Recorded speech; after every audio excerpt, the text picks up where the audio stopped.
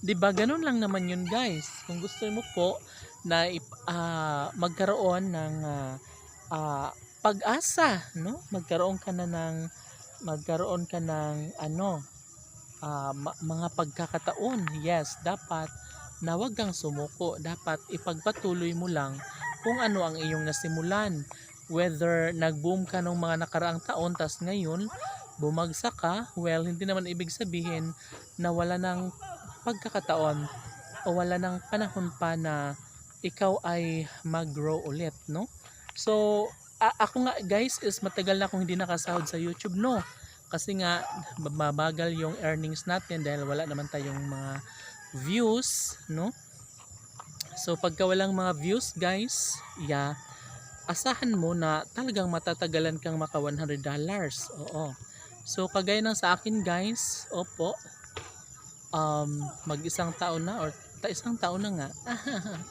Yeah, isang taon na guys na wala akong sweldo sa YouTube.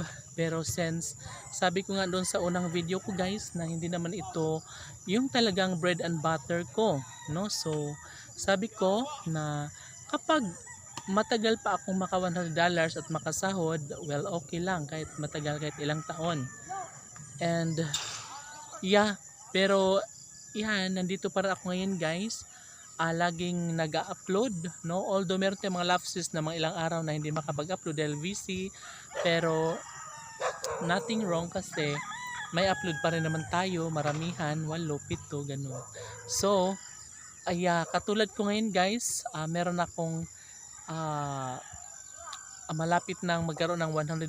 So, matagal yun guys ha. Ginugol ko yun ng isang taon, mahigit na siguro.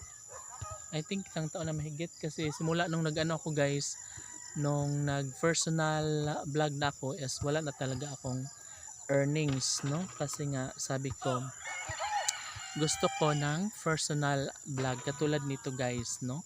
Yung ako yung nakikita, yung ako yung nagsasalita sa harap ninyo. Kasi before guys, ang ano ko, content ko is yung chika minutes sa mga ano guys, sa mga artists.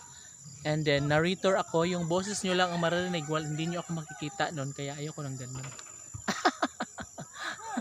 Kaya binago ko, kaya syempre binago ko man ang ganun, dapat ko rin na paghandaan at pinagplanuhan na pagdating sa sahod ay talagang madidelay, maabutan ng ilang taon, pero sabi ko naman ay okay lang.